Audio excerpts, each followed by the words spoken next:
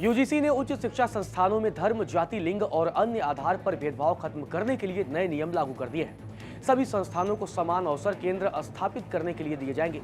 इसके लिए यूजीसी ने promotion of equity in higher education institutions regulations 2026 लागू कर दिया है। यूजीसी का कहना है कि अब धर्म, नस्ल, जाति, लिंग, जन्मस्थान, दिव्यांगता के आधार पर किसी भी तरह के भेदभाव को खत्म करना सभी उच्च शिक्षा संस्थाओं की जिम्मेदारी होगी।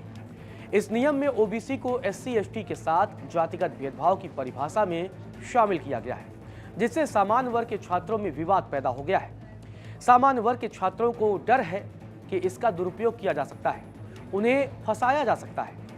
ऐसे में बड़ा सवाल ये उठता है कि आखिर यूजीसी की गाइडलाइन में ऐसा क्या कुछ है। यूजीसी की गाइडलाइन में धर्म, नस्ल, जाति, लिंग, जन्मस्थान, दिव्यांगता के आधार पर किसी भी तरह के भेदभाव को खत्म करना है। एससी एसटी, सामाजिक और शैक्षणिक रूप से पिछड़े वर्ग, आर्थिक रूप से कमजोर वर्गों के हितों के लिए शैक्षिक संस्थानों को काम करना होगा। नियमों का उल्लंघन करने पर यूजीसी जांच करेगा और जांच में दोषी मिलने पर संबंधित शैक्षिक संस्थान को यूजीसी योजना से बाहर किया जाएगा। संस्थानों पर एक से ज्यादा कार्रवाई भी की जा सकेगी।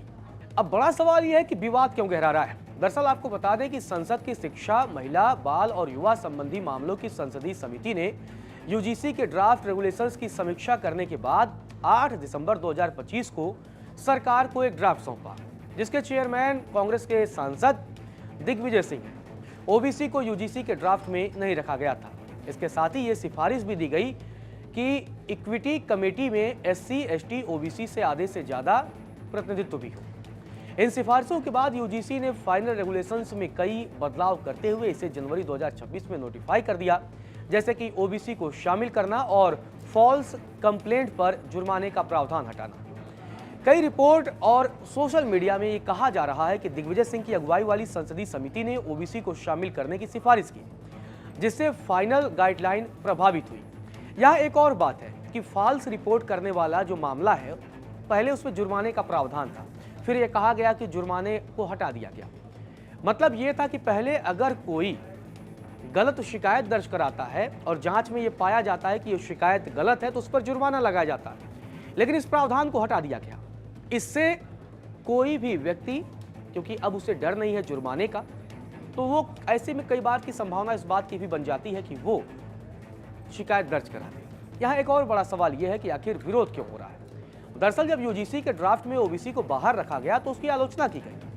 अब शामिल करने से सामान्य वर्ग के छात्र इसे दूसरा एससी एसटी एक्ट बता रहे हैं। सोशल मीडिया पर सामान्य वर्ग के छात्रों का लगातार विरोध जारी है, जो इसे असंतुलित बता रहे हैं और कहा जा रहा है कि ये टारगेट करने के लिए ये एक्ट लाया गया है। ये कानून इस तरीके का ये पूरा जो बनाया गया है वो है। समरों का मानना है कि ये नियम उन्हें पहले से दबाने वाला मानकर और दोषी ठहराते हुए है, जबकि एससी एसटी ओबीसी को ओप्रेस्ड यानी कि पीड़ित मान लिया गया है। मतलब आधार ये बना दिया गया है कि सवर्ण जो है वो हमेशा दबाने वाली जाति रही है और एससी एसटी ओबीसी हमेशा पीड़ित रही है। इस नियम के हिसाब से अगर कोई जनरल कैटेगरी का व्यक्ति जात आधारित भेदभाव का शिकार होता है तो इसके लिए कोई सुरक्षा नहीं है। ये बातें सवर्ण छात्रों का कहना है और ये भी कहना है कि झूठी शिकायतों से कैरियर बर्बाद होने का खतरा भी है। कुछ लोग इसे आरक्षण की तरह एक तरफा पॉलिसी भी बता रहे हैं। तो ऐसे में इस वजह से इस पूरे मामले का विरोध हो रहा है और इसीलिए सवाल खड़े हो रहे हैं कि कल को अगर किसी एससी एसटी या ओबीसी के छात्र ने किसी सामान्य वर्ग के छात्र की व्यक्तिगत खुन्नस में अगर कोई शिकायत दर्ज करा दी और उसके बाद उस पर एक्शन हो गया, तब तो उसका करियर बर्बाद हो जाएगा। उसके पास क्या विकल्प बचेगा।